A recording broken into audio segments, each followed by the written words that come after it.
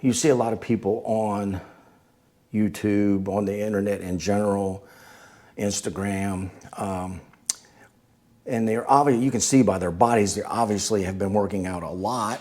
And most people look like bodybuilders, or they look like weightlifters. But not everybody wants to look like that. Some folks just want to get fitter and stronger and just feel better. Some folks just want to lose weight. That's a whole other aspect. Obviously, nutrition is another thing that's important. All of those things play into this. So we have to take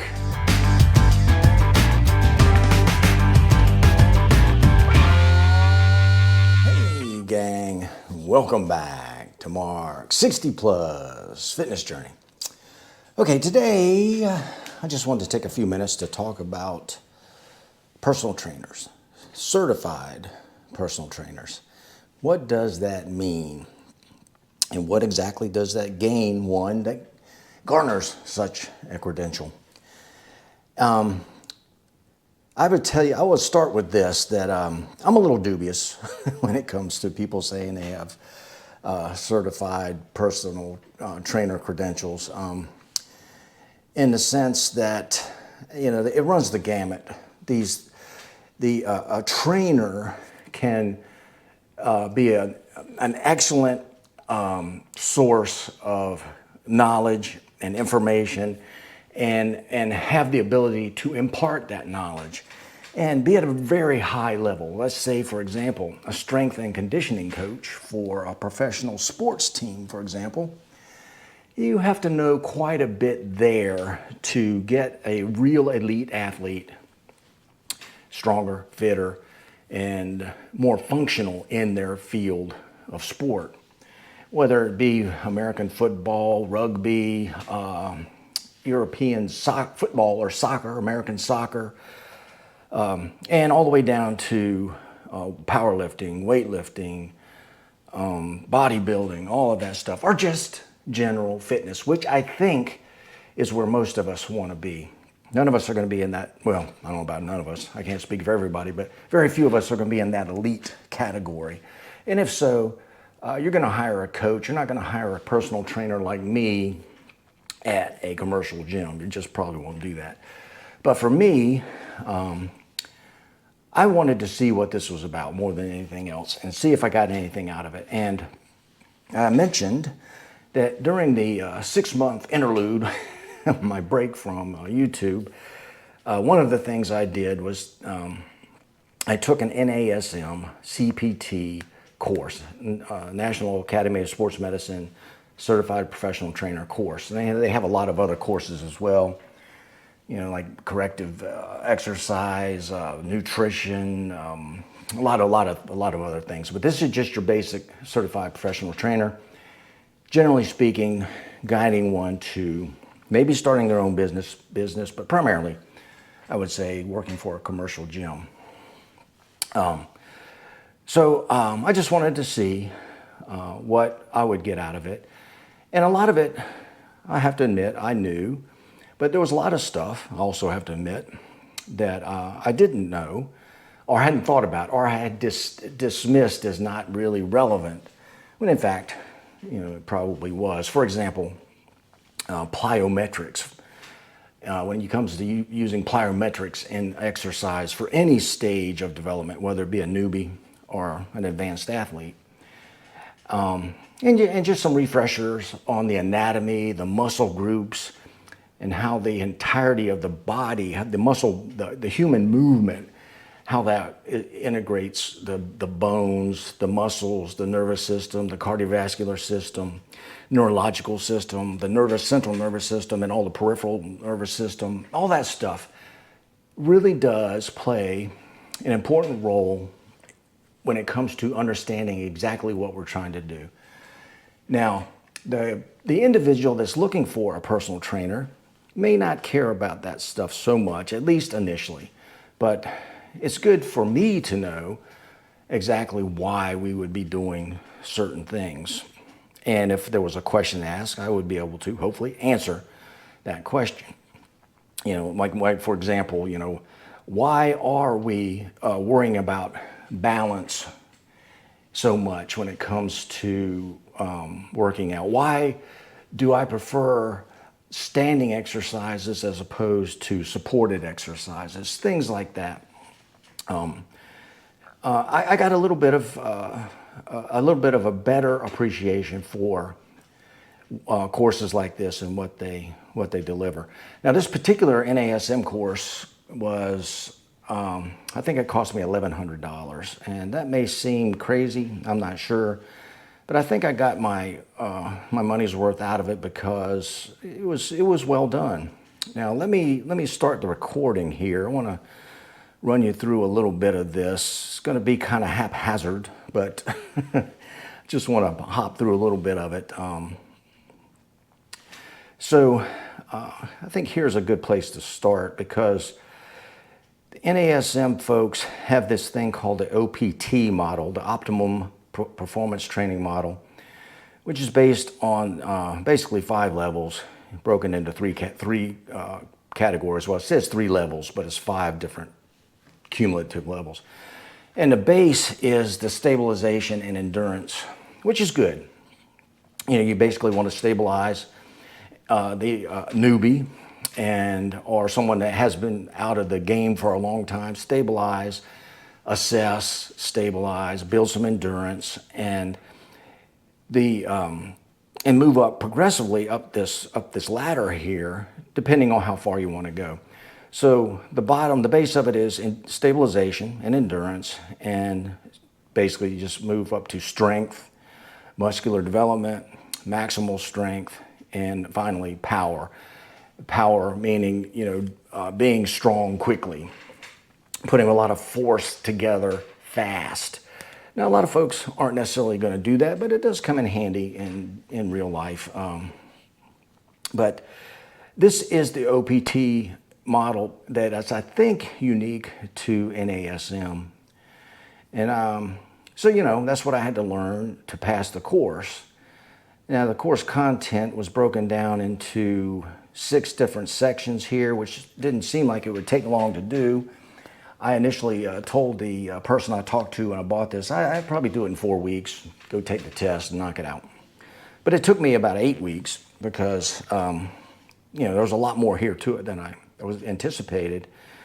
And I wanted to make sure I read all of it. And there is a lot of good stuff here. They have a lot of good videos, some good graphics, and they do break it down a little bit into some exercises. This is the one fault I have with this.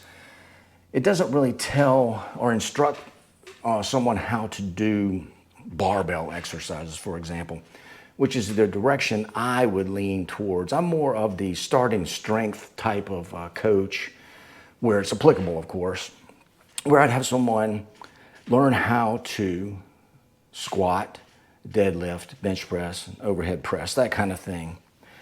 Now, I myself, of course, don't do all of those things because of you know, certain limitations, and other folks may not either because of certain limitations. But again, the one fault I did see here was that there wasn't a lot of specifics on a lot of different exercises.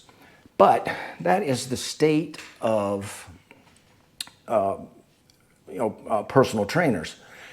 The clientele is going to be different. It's going to run the gamut, as I said, from brand new folks, maybe seniors, never done any physical exercise.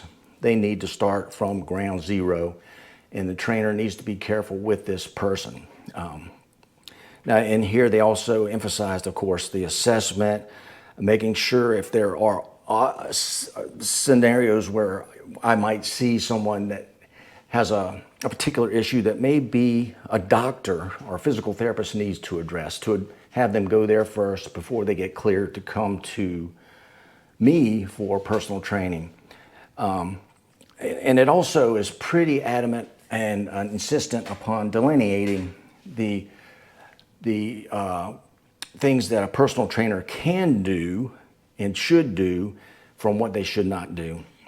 For example, diagnosing and correcting things that you may not be qualified to correct.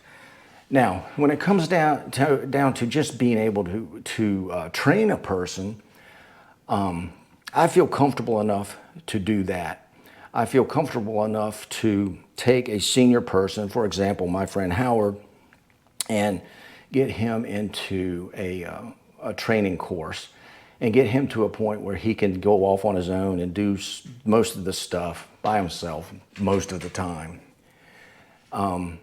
Now, my goal here is, as a personal trainer, is to take someone that is uncomfortable with the idea of going to a gym and being able to really in their mind know that they can do this, that they can learn it, that they can become adept at the skills needed to, meet their fitness goals, whatever it happens to be. I want to be the person there with them, the support system to get them to the point along the way, however long that takes, a year, 6 months, 3 months, to where they say, okay, Mark, I'm good. I appreciate this. I can move on and maybe touch base with me later on with some, details. But I will say this, I certainly have a lot more to learn. I would like to be a lot more well-versed in functional training. When I speak of functional training, a lot of people, there are a little technical here. There are 3 planes of motion. There's a sagittal plane, a frontal plane, and a transverse plane. Now, the sagittal plane is the plane where we do most of our exercises. Say a squat, we're going this way, up and down. When we do curls, we're curling in this plane. We do overhead presses, we're in the sagittal plane.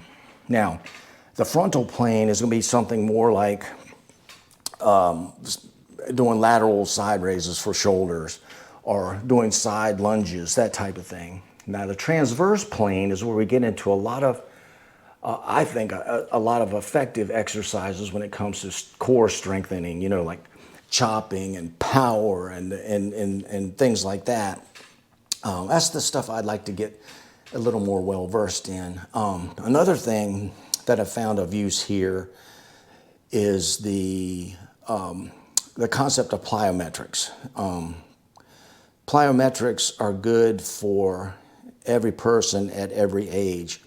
Now, obviously, older folks are going to have a little bit more difficulty with some plyometric movements. Plyometric movements would be something like jumping, for example. Jumping up and down and learning how to land correctly, doing a standing broad jump, box jumping, jumping off of a box onto the ground and learning how to land safely, those type of things. Those are things I don't do a lot of that I would like to learn how to do and integrate those into my own workout. And I actually started doing that a couple days ago, and it was not pretty.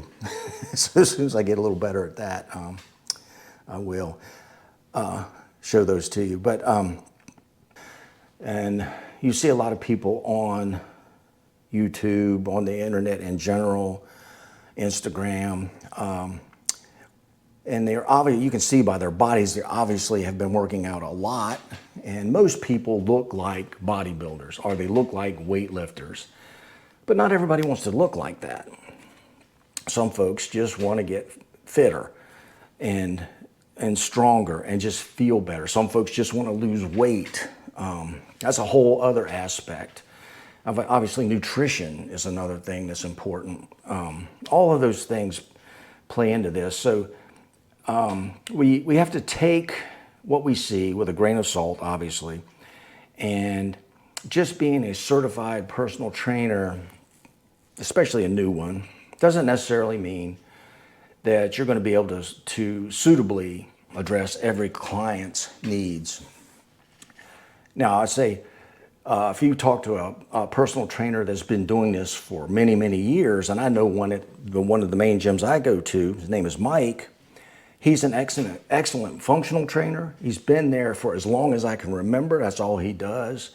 And he has his clientele tend to be older folks. And I have the greatest respect for him for that, because I don't think I would be able to do what he does. And that's kind of where I want to get to. Anyway, that's my ramble on the NASM course. Like I said, there's a lot of other ones, ISSA, ACE, a gazillion of them out there. You could basically just look them up and do a comparison and rate them, according to what their value is. But like I said, I think it was worth it to me to spend the money and take the course. And again, I'm going to take the corrective exercise course. I want to do that one, and I might even do the nutrition one, just to see if I learn something else, which is always good. It's good to learn. And I've mentioned this before. I've been at this for a long time, over 50 years, and it wasn't all in the gym. A lot of it was running outside. A lot of it was competitive bicycle racing. And early on, it was competitive powerlifting. All of those are completely different things, but they all fall into, I guess, health and fitness. It helped me delineate or clarify in my mind what I want to do. Like I said, that's to start with a person that's uncomfortable with the concept of getting fit, being in the gym, or just working out in general. It doesn't have to be in a gym. They're uncomfortable with the thought of it. They don't think they can do it. They find it overwhelming. I like to be the person that can show them that this is not overwhelming. It's not rocket science. It can get complicated, but it doesn't have to start that way, and it doesn't have to be that way to get where you need to be. So if I say in my videos I'm an NASM certified personal trainer, you take that with a grain of salt, because it doesn't mean I know a whole lot more than I did when before I took the course, in the sense of applicable information, with the exceptions of the things I talked about, like plyometrics and things like that, balance, which is one of my big issues. Anyway, that's a big ramble. Appreciate you being here. If you have any questions about this, please let me know. I'd love to talk about it a little bit more. Let me know if you have any experiences with certified professional trainers, good, bad, indifferent, and whether you think it's worth the money to hire a personal trainer. What do you think about online coaching? That's another thing. I have a hard spot with online coaching. I think it's really difficult to assess a person online. I think it's very difficult to assess a person without being able to physically see them and be with them while they're doing their exercises, because you certainly need to do the exercises right, which all goes back to, we're not just moving weights around. We're doing things with weights to perform exercises to strengthen muscles, to build endurance, to build fitness, to get stronger. There's a method to the madness, and you like to keep it as cohesive and well-designed. You want it to be well-designed and meaningful and purposeful. I really appreciate you being here. I really do. This journey for me will continue. Please continue to join with me. And I guess with that, I'll say, till next time, go get 'em. Mark out.